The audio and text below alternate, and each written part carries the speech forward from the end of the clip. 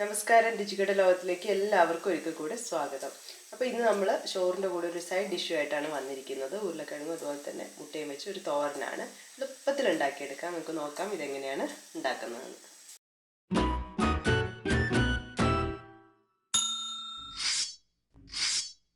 ഇത് ഉണ്ടാക്കാൻ വേണ്ടി നമ്മൾ ആദ്യമായിട്ട് ഒരു മീഡിയം സൈസുള്ള ഉരുളക്കിഴങ്ങ് എടുത്തിട്ടുണ്ട്. അത് ചെറുതായിട്ട് കട്ട് ചെയ്ത് വെച്ചിട്ടുണ്ട്. അപ്പോൾ ഇപ്പോൾ ഇത് വെള്ളത്തിലിട്ട് വെച്ചതാണ്, കളറ് മാറാതിരിക്കാൻ വേണ്ടി. പിന്നെ നമ്മൾ ഒരു സവാള ചെറുതായിട്ട് കട്ട് ചെയ്ത് വെച്ചു.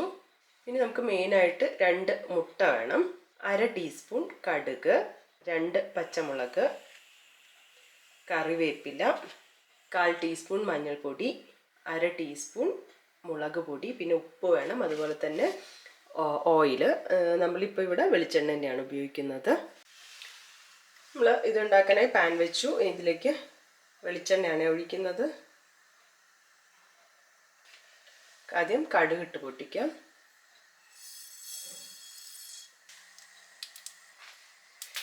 ഇനി നമുക്കിതിലേക്ക് സവാള അരിഞ്ഞു വെച്ചിടാം. കൂടെ തന്നെ നമുക്ക് പച്ചമുളക് ഇടാം.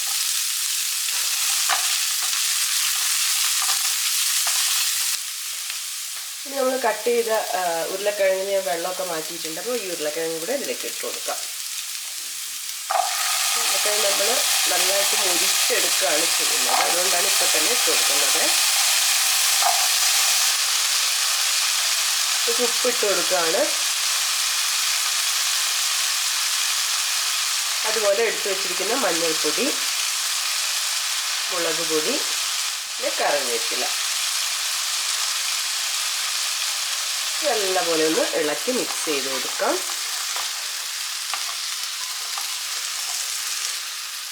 അടച്ച് വെച്ച് ചെറിയ തീയിൽ ഇങ്ങനെ മുരിഞ്ഞ് കിട്ടണം. അപ്പോൾ ഇടയ്ക്കിടയ്ക്ക് ഇങ്ങനെ ഇളക്കി കൊടുക്കാം, എന്നിട്ട് അടച്ച് വയ്ക്കാം.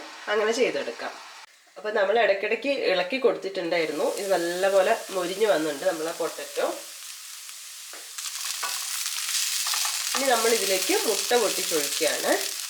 സെൻറ്ററിൽ കുറച്ച് ഭാഗം ഇങ്ങനെ വെച്ച് അതിലേക്ക് 2 മുട്ട നമുക്ക് പൊട്ടിച്ചൊഴിക്കാം.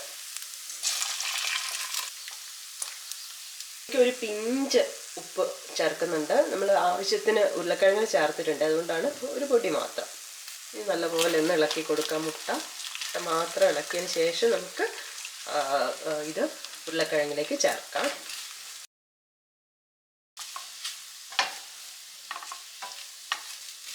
അപ്പോൾ ഇതാ റെഡി ആയിട്ടുണ്ട്. നമുക്ക് സ്റ്റൗ ഓഫ് ചെയ്ത് സെർവ് ചെയ്യാം.